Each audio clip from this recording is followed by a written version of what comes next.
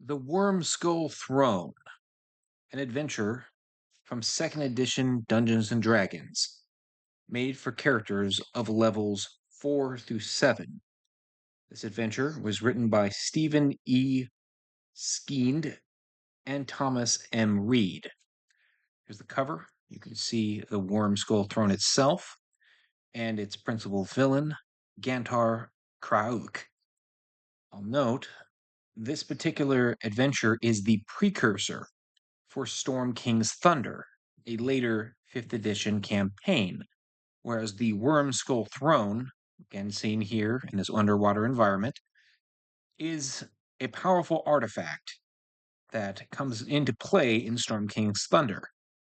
You'll note some of the Morkoths in this image as well. It's a very nice image overall as a cover. Now, the adventure begins in the Tetherian town of Teralth, specifically the Blue Badger Inn and Tavern, seen here on a top-down map. This is one of the possible intros, I should note. This assumes your player characters are actually in Eastern Tethir and they happen to be at the Blue Badger, or somehow that happened by the time they're 4th level. The adventure does provide some additional ways for player characters to enter the adventure and skip the original beginning if, say, your player characters are in a completely different region, which is likely. But it does provide you with this map and some other materials, a basic map, I should say, um, black and white, obviously, if you want to begin with the intended beginning here, which the introduction, it goes into the background of the dwarven kingdom of Shanatar and the Wyrmskull Stone's history and construction, and just different things about it. I'll skip this a little bit. I don't want to go into the detail of it. If you really want to read who had it when and what became of this and that, then you can do that if you'd like. But it is a device created and controlled originally by dwarves. This intro also talks about some of the major factions in the adventure who come into play. The Cowd Wizards are in the vicinity, although they're not really present in this adventure. There is a group of underwater mages called the Dukars of the Nantar Alliance. This adventure is an underwater adventure and deals specifically with the region around Myth Nantar. They come into play. It also talks about some the Morkoths in this case in the adventure, which I noted on the cover, who are some of the villains, as well as some information on Gantar Krauk. And again, he's a sea elf fighter and mage. At least he is in 2nd edition. If you're playing this particular adventure in 5th edition, or you're trying to bring it into, say, 3rd, you might want to update his overall build. I would suggest if you did want to build him differently in 5th edition, he could be essentially a gladiator with merged with a mage or just some variety like that. He's kind of a unique enemy, to say the least, and he has a number of unique items that don't necessarily transfer to 5th edition. Now, as we go in here, you get some other beautiful imagery. Here's a merfolk person, underwater guy. There's a humpback whale. Some great black and white artwork throughout this adventure. Now we start with the original beginning, which takes place beginning with a night in Teralth. And again, it begins with on the 10th day of Uktar in the year of the tankard 1370 DR. This is Uktar is November, more or less, so that's when it's intended to start in the eastern highlands of Tethir. Again, if you want to use a different beginning, which again, it does provide the option for that, you can. But the beginning here is both a little cliche, but a little different. It obviously begins in a tavern, which is the cliche. The adventure even notes this, that if the player characters don't want to begin in yet another tavern. But it does begin in a tavern in a interesting way, leading to essentially a brawl. And when the player characters meet some interesting factions. Now, going into those factions, one of those groups that are just happen to be in the tavern when this opening begins is a group of adventurers called the Shields of the Highland. And these particular adventurers are, they arrived 2 nights ago. There's staying at a table. There's four of them. They're generally good aligned, and they make excellent friends that the player characters could ally with and perhaps even hire, or they might even join the player characters group as a double adventuring team, and you could use them as effective NPCs. You'll note here they're roughly in the fourth to seventh level range. They have different levels, which assumes that they've been on different adventurers, maybe some solo adventuring, or maybe they just recently came together, and that's why they're at different levels. And some background on them. There's also the Company of the Anvil. This particular group is a larger group who is more evil aligned, and they are in possession of a scepter belonging to the dwarves. It's known as it's called the Alaton scepter, or I can never pronounce it right. Alatoran scepter. I get that right. And it's a scepter made of quote unquote star metal, although you could say this is adamantite if you want to run this in fifth edition. It's one of, I believe, 10 different scepters that the dwarves have created. And one of these scepters does come into play. It's a different scepter. If you do play Storm King's Thunder, the scepters, you need 5 of the scepters in that campaign if you actually want to destroy the Worm's King's Throne. And I'll show the stats in 5th edition for the throne at the end of this review. This particular scepter is the ruling scepter of Shanatar, and that Shanatar is the ancient dwarven nation that created this and used it to control the Wyrmskull Throne when it was originally created. Now, they have the scepter. They've recently found it in a prior adventure. It's in like a pack of theirs. And I'll note, if you kind of look at who these people are, like Bramus Thorntree, he's an evil fighter. There's this thief mage named Mira. They're, kind of standard evil guys. Some of them are just really minor. There's 4 nameless thugs amongst them that just don't matter as much. They're just there. But these guys are hanging out in the tavern along with the Shields of the Highland, and as well as the player characters in this group who are likely sitting at a different table, or maybe the characters are at the bar, or maybe the player characters don't necessarily know each other, but they're in the same area. There's also a bard by the name of Filson Terras. This individual is a thief who's also evil, and he is a spy on behalf of Gantar Kroak, the sea elf who is currently in control of the Wyrmskull Throne underwater. Now, he is here because he wants to gain control of the scepter that the Company of the Anvil has. He's likely aware that they have it. He has an amulet as well that more or less lets him use the sending spell with Gantar Kroak. At least if you want to run it in 5th edition, you can call it the sending spell or the equivalent of a sending stone. Perhaps Kroak has a similar set or a similar necklace type thing, but he also has a hat of disguise.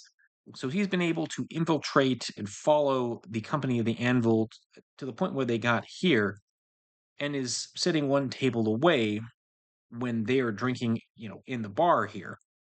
It also includes the Blue Badger's staff and some of the regulars, common people, some low-level people with a couple of levels, maybe. There's a local ranger named Korai, a raven-haired wife of Jorid and former adventurer, and, just different people like this that just happen to be here as well that aren't as important, but they could be interesting NPCs, or maybe the player characters have a connection with them. There's also some tavern talk and just things that happen, potential tactics in this adventure. This is one of those beginnings where the adventure describes what should happen round by round in the initial situation here. I prefer to run things a little looser, maybe be inspired by that, but you don't necessarily have to do every single round in a certain way.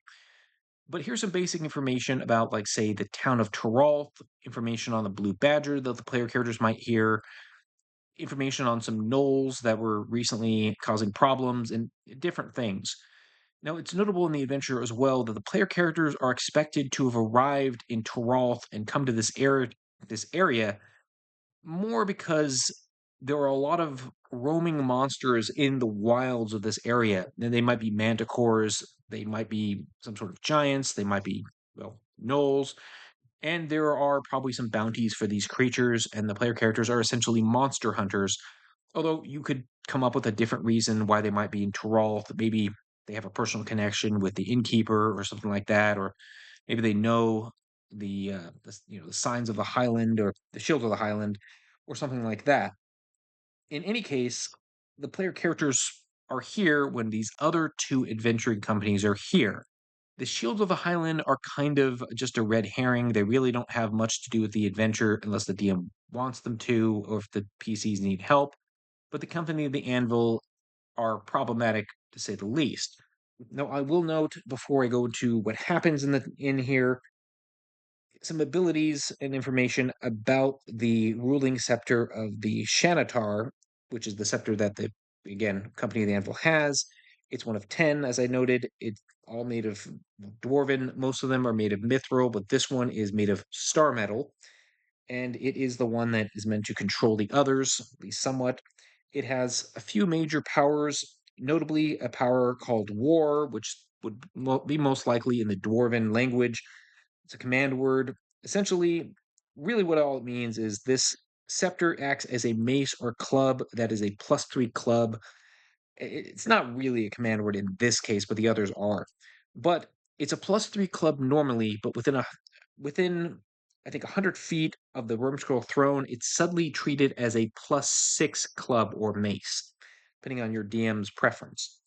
Now, it does have another rune on it, which is basically a sending spell. It allows communication through the scepter, and I believe it actually can connect to other scepters or who might be wielding them. There's another rune that says audience. This creates or causes the scepter to glow and then teleports everyone around the scepter within 50 meters of the Wyrmskull Throne. This is very important for this particular adventure, as this event does happen one way or another.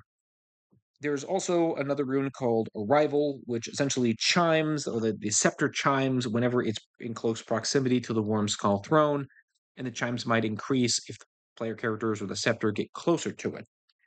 Now, the scepter can also summon the Wyrmskull Throne if someone has sat on the throne and more or less attuned to it, and it can activate some additional abilities of the throne because again, it is the ruling scepter, and it's meant to control the actual throne more than anything. It can command the throne even at a distance, and it can grant information on the throne. It can do quite a number of things. Now, that is essentially what it does. I mean, the information for the actual scepter is at the end of the adventure. This might be kind of confusing if you're not used to the second edition design for adventures. It's in the appendixes. There's also some other magic items back there and some other additional creatures that are featured in this adventure, although most are not that important for the adventure. Now I'll go back real quick. I did mention the spy, who is a for the Seal of Ganto Karak, and again he's there waiting for something to happen, waiting for the Company of the Amble to slip up, but that hasn't happened yet. But it's about to. When the event Fall of the Hammer happens, essentially a group of 4 dwarves break into the tavern. Actually, it's 3 dwarves, sorry. These dwarves, literally, one of them throws a flying hammer through the door, knocks the door open, maybe shatters it. They bust into the tavern, and they are looking for the Anatar scepter, or the ruling scepter, and led by their leader, Bapar Galmrinth, and he is essentially a dwarven fighter in plate mail. He's joined by Odak, True Steel, an unkept cleric of Dumathion, and another dwarf who's quite loud named Sorum Battlebellow. That's why he's called Battlebellow, because he's loud. These 3 dwarves are more or less good or neutral aligned. They really just want the scepter, and they're trying to find the Wyrmskull Throne. They've been part of a several clans of dwarves that have been seeking the throne for hundreds of years and have never gotten close to finding it. But by chance, they heard some rumors, and they've been following the Company of the Anvil. And they believe the Company of the Anvil either have the scepter or they know where it is. When this happens, it creates a tense situation, as noted on the page to the right. One of the first things that happens is the leader of the Company of the Anvil, Bramus Thorntree, gets up, points to the player characters, and notes, you'll find the people you're looking for right over there, dwarf." pointing at the player characters. They turned that box over to that back in Cara and wanted to take us to Daramore for their agents there. Now, there's a backstory as to what happened here. It is featured in the adventure. You can read it in more detail, but for the purposes of this review, I'm not going to go into detail about it. Essentially, the player characters get blamed for having the scepter because, again, the company of the Anvil are deceptive. And this new group of dwarves are definitely going to look at the player characters, although they might not believe the company of the Anvil necessarily. But the leader of the dwarves, Bapar, is extremely pig-headed, and he will likely attack the player characters immediately, as he's just so eager to get the scepter. He might very likely believe them, and this will lead likely to some sort of brawl. The dwarves attack the player characters. The company Anvil are clearly behind this and will probably try to slink away and with the scepter and maybe get out of the tavern, or maybe they just get in a huge fight. And again, the shields of the Highland are good aligned. They will probably come to the player character's aid during this situation. As you get kind of further in here, you get some information on how this brawl could actually take place. I would just set up let me go back here real quick, set up this a similar map to this and have the different people at different tables and have a big battle take place, brawl in the tavern, try to get the company of the Anvil out of the tavern and sneaking away and things like that, and let it play out just by chance. However, it plays out. The player characters are going to be quickly on to the company of the Anvil as well, and they might be able to convince the three dwarves that they're not actually at fault. That other group of adventurers that's trying to get away is. It's an interesting beginning if the player characters want to go with, or if the DM wants to go with this particular beginning. Now, assuming the player characters win one way or another, they're going to end up more or less with the scepter, or I should say, the dwarves will end up with the scepter. There is the possibility that someone gets the scepter and a dwarf says the command word that activates I think the audience feature says the dwarven word for audience, and it causes the scepter to glow and then teleport everyone around it underwater quite far away underneath essentially south of Cormyr near Myth Lantern. In this particular case, the call to arms, that's not actually what happens, but this is, in my opinion, as a DM, a more interesting beginning if it's accidentally activated.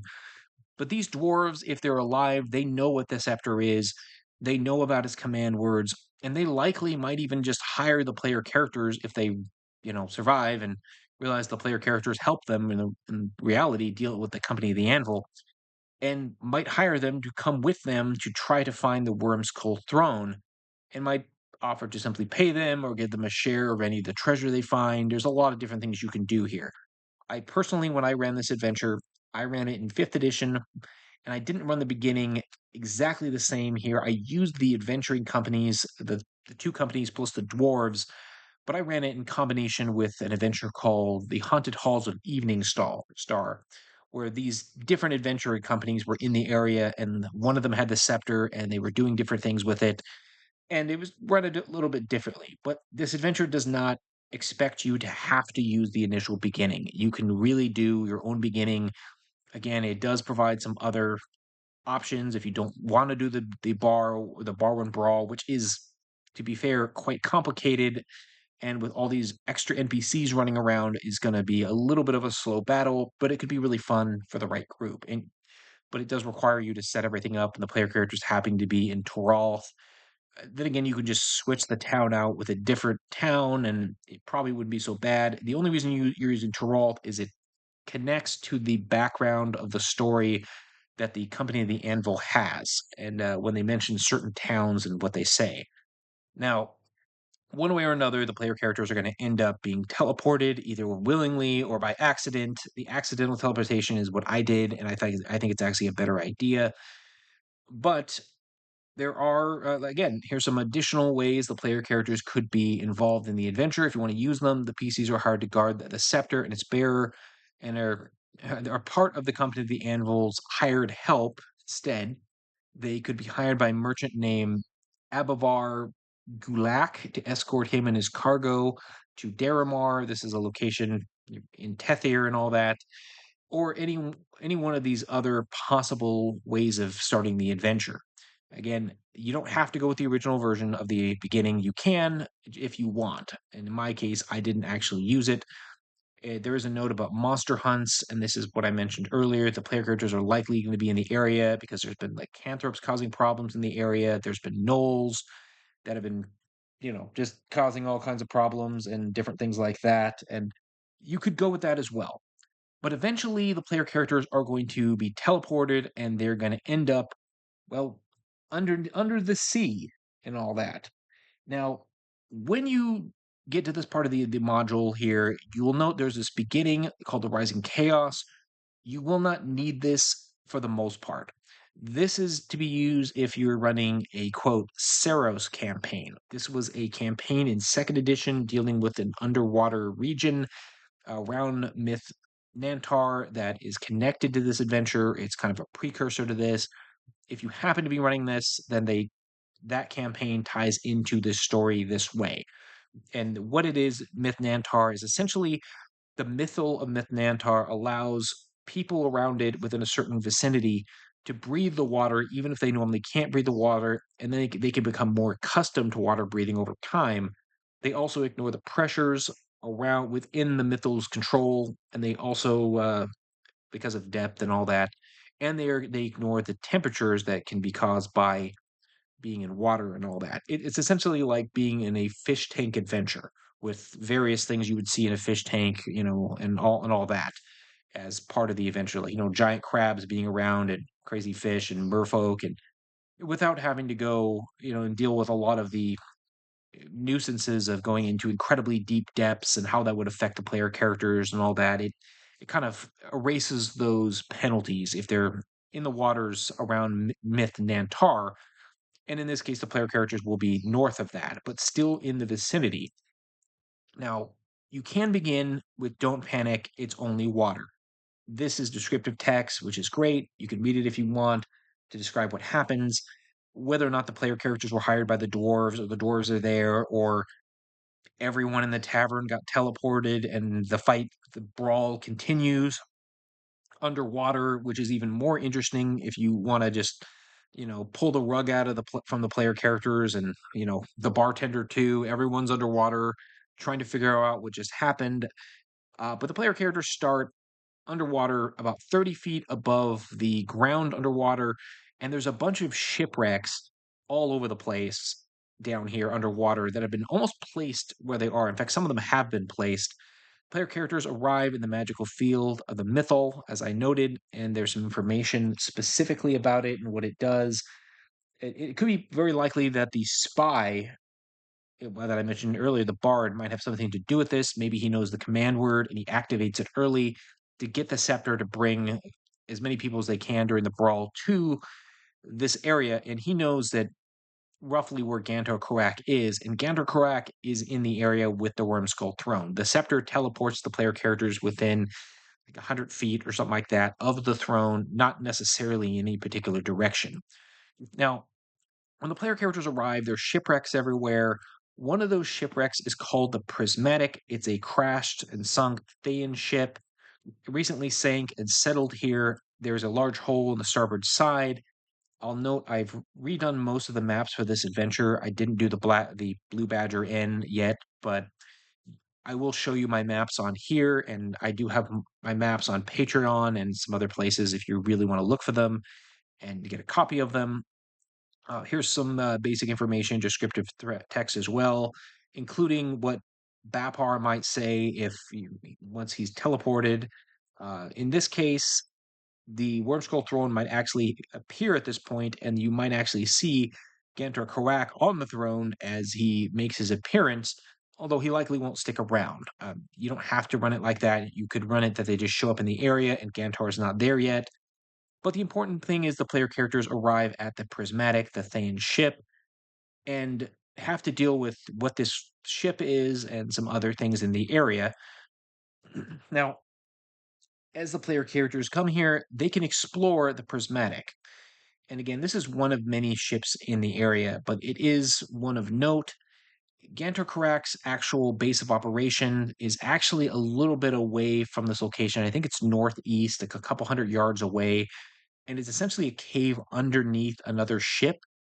The way I ran it is it was directly underneath the prismatic. My maps kind of relay that as there's a hole underneath the prismatic. You don't have to do it. You can do it either way or your own way. It still works either way. It just kind of simplifies it a little bit. Here's the different rooms within the ship and all that, most of which have no enemies in it, and they just have some like loose treasure, which I'm sure the player characters would love to find because, finding spell scrolls that are in sealed tubes that are high level are always great for wizards. There's lots of different coinage here. There is a couple of creatures in the ship, including two sea zombies, which are basically zombies of merfolk or Suagan or whatever, or maybe the ship's crew who happen to have a swim speed. There's also a creature called a slithering horde. It's similar to a gelatinous cube and is related to it, but there are no stats in 5th edition for a slithering horde. If you wanted to convert it, it would be something similar to a gelatinous cube, but it has some of its own abilities and resistances, and it's kind of in the same ballpark though, but it's got a bunch of treasure stuck to it effectively, and the player characters can eventually get this treasure as well. It might also be larger than a gelatinous cube. It's one of the more unique creatures in this adventure. And again, you get crew cabins, officers' quarters, the steerage deck, things like that. The sea zombies, which again, you can just make them zombies and give them a swim speed and all that. Now, you also get here this if you're going to show them the throne right away, you could show them the cover, which is a fantastic image. This is another example of Ganter Karak, as he, in this case, somehow gets hold of the scepter. He either steals it or somehow teleports it to him or somehow takes it. If you want, you can say that the bard spy within the group somehow is able to steal the scepter and get away through some sort of means, but the player characters will maybe have some clue that they're in the right area, or they might just be really, really confused. But it is a twist to have the scepter stolen and Gantar Karak show up on the throne and then vanish, or maybe skedaddle through the water towards a cave, and then the player characters have to go after him. However, before that happens, there is an event that you can run. I didn't run it in my campaign because I thought it really wasn't that important to the campaign.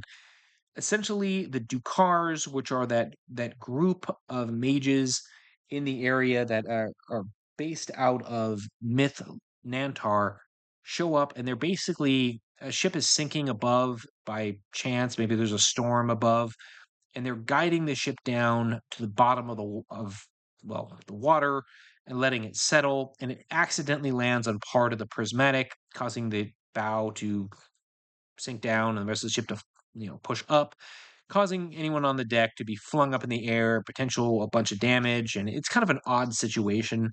They're not actually hostile. They're more connected to the Saros campaign. If you are running it based on the Saros campaign, they're really included to be part of that. But they make some interesting NPCs. They're basically mages, and I'll briefly describe them. One is Denim. He's a human can breathe water here and is used to this environment. One is Kaloa Terra, and he is a individual known as a Shalaran. She is, I should say, she is a Shalaran who is both good or neutral. Shalarans are sea people found in this particular region. They're not really explored anywhere else. They have like fins on their heads. You'll see some information about them in the appendix, the adventure. And there's also a male Triton named Paxis. They're all mages. They're doing the business of the rulers of Myth Nantar, and this event takes place, and then afterwards they realize that they almost may have killed the player characters with a sinking ship and will apologize for their actions. But the advantage is they may offer the player characters aid and offer to give them shelter in Myth Nantar itself.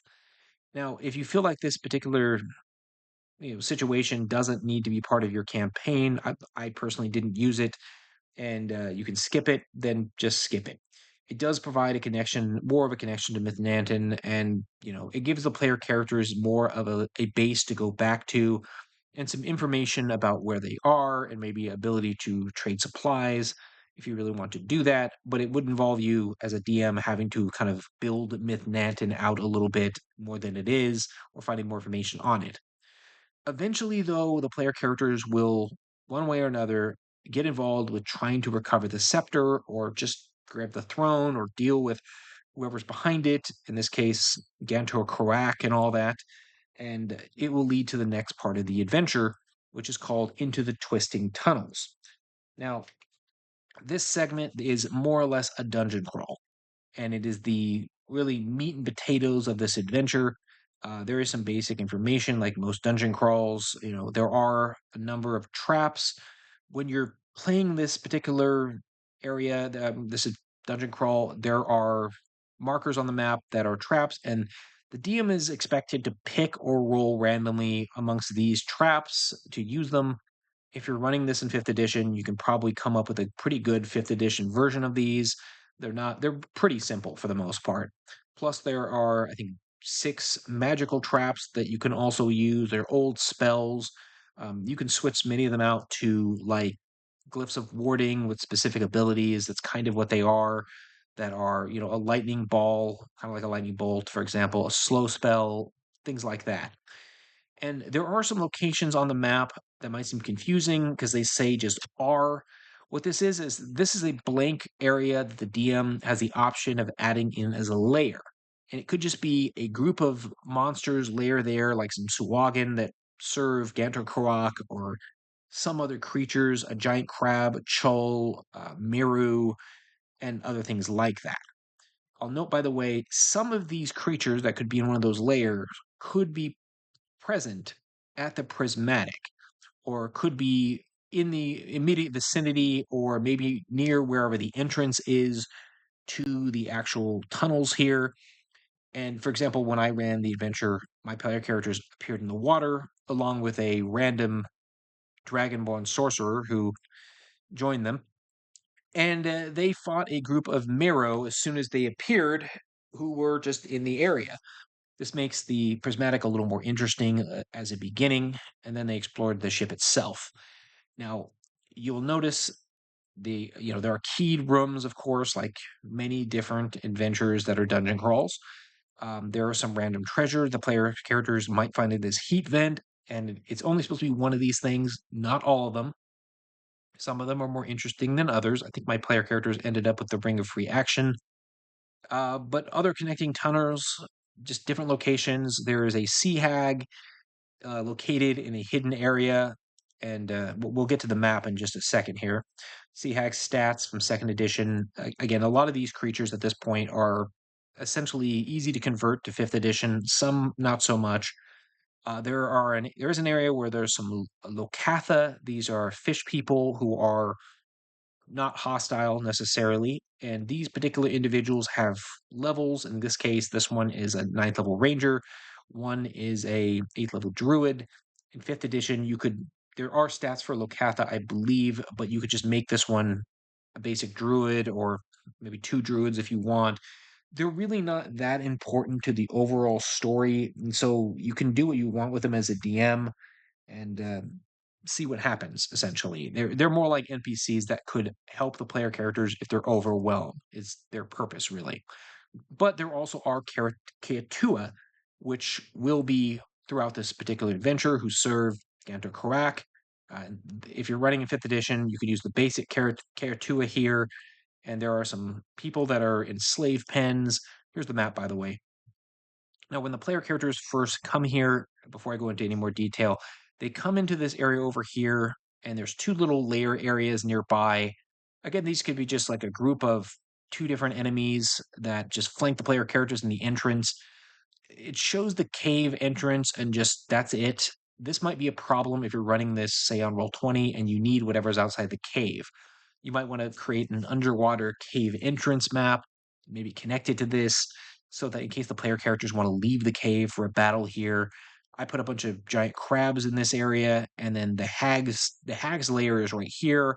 It's really hidden for the most part. There's little hidden areas, and there's a trap here. This little symbol here, I believe, is the trap symbol. You'll see a number of them all over the map. Hidden doors and all that. They're just disguised as coral or rock or seaweed.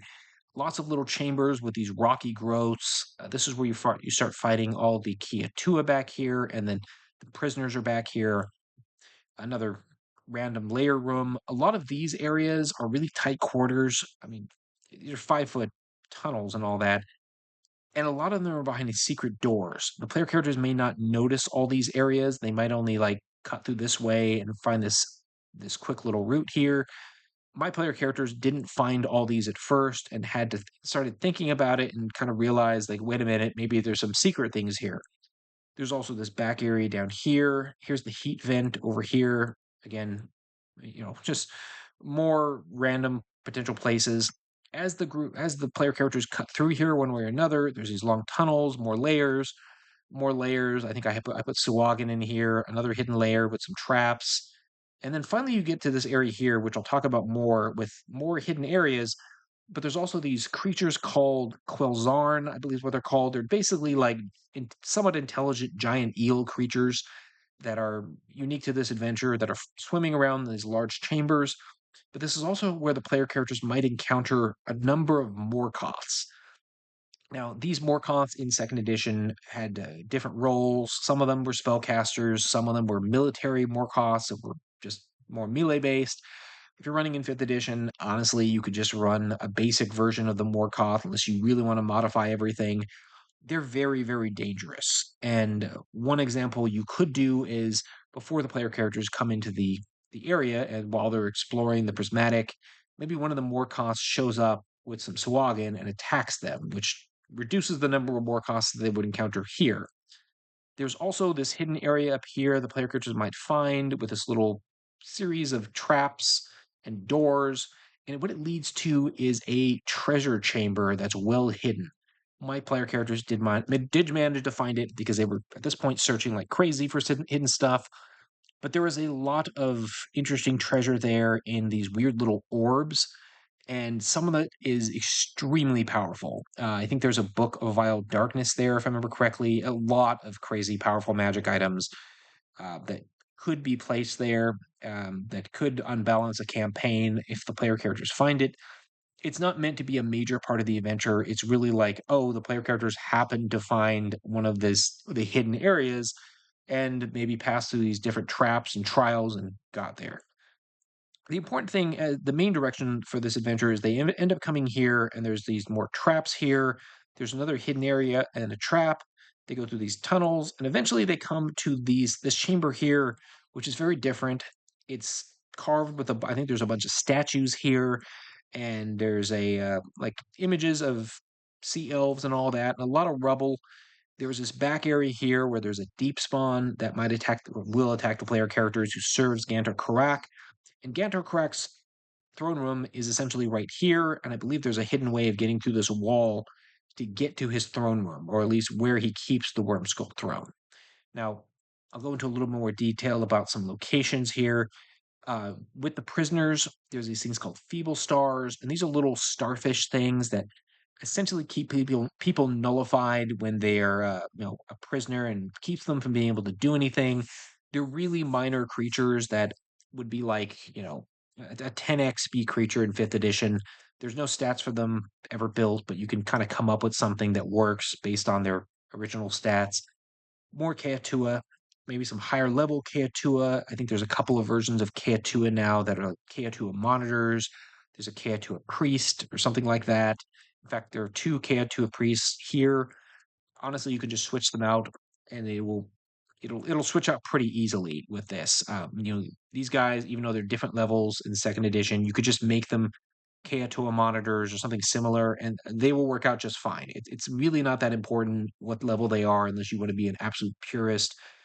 Eventually, though, you get deeper into the adventure, past the Keatua, into these much deeper areas.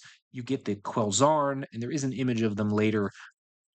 You get one of the Morkoths here, Grand Caster Dupox, and another one of his major Kaizal, which is his lieutenant, and then the military Morkoths, who in this case didn't have the ability to cast spells.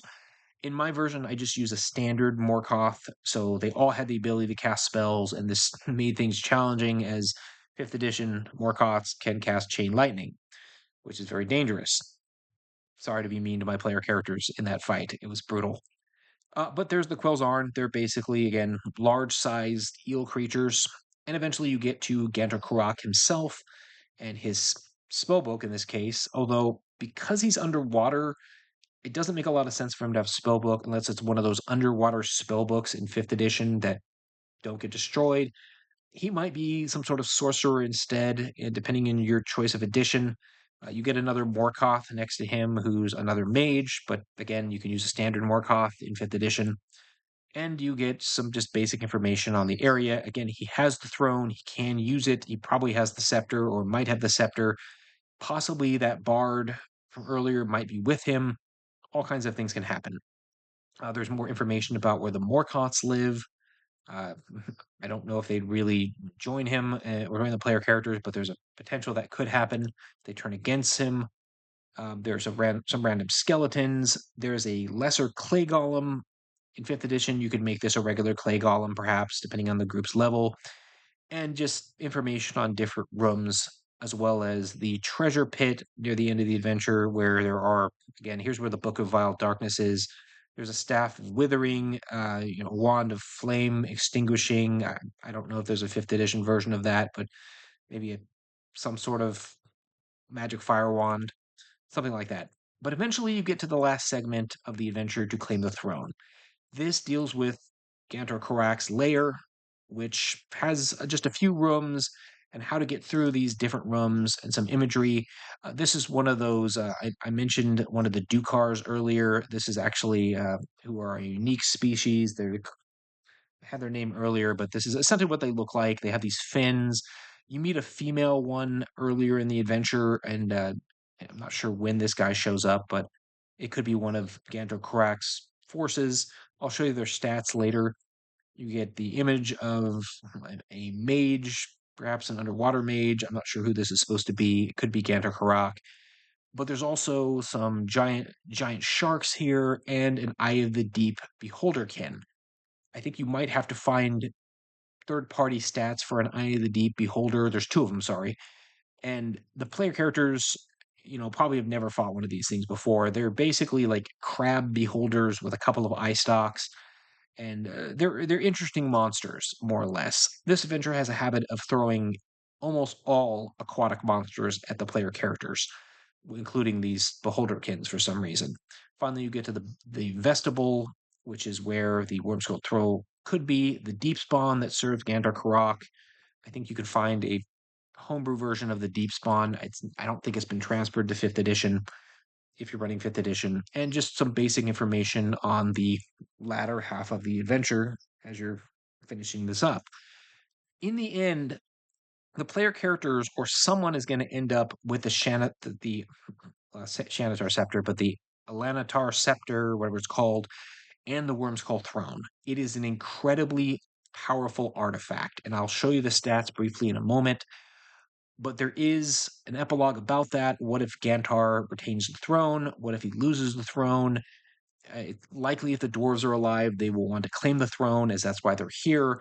There is the potential the player characters could get the throne, and if they get the throne, they're going to end up with that incredibly powerful magic item, and it could easily break a campaign. One thing you can do, however, is connect it to Storm King's Thunder and have the storm giants who end up with it later on show up somehow and want the throne. Maybe they buy the throne or they offer some really amazing reward. Like in my case, the player characters were teleported as soon as they got the throne by a bunch of storm giants to a very remote location in the storm of the spine of the world mountains, and on top of a giant pile of treasure with many of which were worth a fortune. In exchange for the throne and the scepter, the giants bargained for the player characters to take what they wanted. One very rare item each, for example, or a lot of gold. My player characters went with that. The throne, again, is incredibly dangerous. Inevitably ends up with, the storm giants.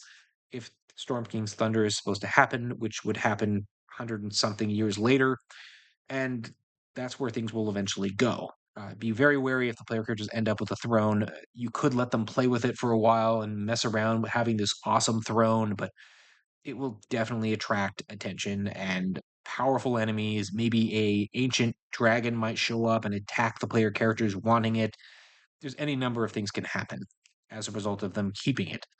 Now, you do get some basic rules for Under Combat. This is for second edition. Depending on your edition you're running it in, you probably use different rules. Fifth edition has its own rules, depending on if you're running 2014 or 2024. Information on the shipwreck planes. There's a random monster table, what could be in the area, Tritons, another slithering horde, more sea zombies, you name it. Uh, some creatures the player characters might not be aware or familiar with, like a Taco is like an octopus creature. The Shalarans, they're the sea people with the fin and all that. If they're in the area, you could make them very similar to humans with a swim speed if you want. There is some information on them. Just different creatures that could be here, and these also make good creatures that could be in those basically where it's marked as R, where it's like a layer encounter. Like you could put a some sharks in there, or use a couple of scrags, or I rebuilt the crystal ooze, for example, or put a giant squid in. You can use any of these creatures. Here's a sea zombie. Now we have information in second edition about the Feeble Star and what they basically are and how their abilities. There's a different version of it for the Kertoans. Essentially, they're not, and even in second edition, they're not meant to be worth much XP. They're really a minor, very minor threat to come across, and some slightly more powerful versions of them. The Quilzarn, here's the image of it. It's essentially like a giant eel. You could just run it as a giant eel, but if you in second edition they gave you some information, if you increase the hit dice and what their XP budget would be, you could do, say, a huge version of one at 10 hit, the equivalent of 10 hit dice or double the hit dice, which is much more dangerous. That might be kind of interesting, or maybe it's just a random encounter the player characters encounter outside of the tunnels. Now you get the Shelarin and some information on them. Again, they're humanoids with this fin on their heads, and they fight with tridents, and they haven't really been used outside of this adventure, as far as I know. But they have this big dorsal fin and all that. But they're one of the local creatures that live around Myth Nantar, and they theoretically are a playable race, effectively. And then you get the slithering horde. This is the only image you'll ever, I think, that exists of them at the moment, at least. Not that you'll ever find it, but there could be someone could make better images of them. It looks like a blob of slime with a bunch of magic items in it, literally stuck to it. And it's a weird little creature, similar to a gelatinous cube. I don't think there are anyone has ever transferred it to fifth edition or other editions, but you could be the person who does that. And then we get the appendix. You get information on the mythal of Myth Nantar, just different abilities it has. You get different abilities on the Wyrmskull Throne itself in second edition. Some rumored powers that it might also have, actual powers that it actually does have, including what it can do on top of what I even mentioned. But I mean, I didn't go into detail, but what the throne can do, just the scepter. The throne can do a lot of different things. If you're running it in the second edition, I would say just go with these powers. If you're running fifth edition, just use the fifth edition version of it. And then here you get the ruling scepters of Shanatar. This may be the only place where these have ever been described in detail. And I think one of these different scepters shows up in Storm King's Thunder. I forget which one. It even talks about how to destroy the throne. And even in the fifth edition description of the throne, there is a description of how to destroy the throne. Some more information on maybe the deck of the prismatic, the Alatoran scepter, the ruling scepter here, and the information on where it might be found. What I like here is it goes into detail about the other scepters, but it's more like it gives an idea of where they might be. This one is controlled, has to do with the Dwergar and is likely in their possession. Each one, I think, has to do with a different dwarven god to some degree. There's this one, a bejeweled dagger mark of Abathor identifies the Dracolor scepter, and where it was last, it was in the southwestern Kuldoon peaks. I'm not even sure where that is in Faerun. It's an obscure location. the Scepter of High Shanatar, for example. There's the Ilt Khazar Scepter, which crossed axes of Clengeddon, and again, they all have a theme to them and all. It's in the Sea of Fallen Stars, so this might come back into play. The Krolon Scepter and all that. Again, there's a whole bunch of them, 10 of them total that come into play. I think one of them comes into play, like I said, in Storm King's Thunder, and there's different things. Now, there are some additional locations here. The Librarian, I think it's an individual. If they go to Myth Nantar and all that, it doesn't really come into play in the adventure. Otherwise, there is this Staff of the Deep. I think this is one of the items the player characters might find in Gantar Karak's lair somewhere, but it is listed here and what it can do. The Tome of Tujar, the Dark Attunement. I'm not even sure what this item is in the adventure. It might be mentioned somewhere in the middle of the text, but I never used it. It does provide in second edition some additional spells that say maybe Gantar Karak has. Here we go, Magic Missile, Dukar Seeker, or some variant of Magic Missile, Coral Spike. You don't have to use these if you're running in 5th edition unless you want to convert them. And there's some other minor magic items that come into play in the adventure as well.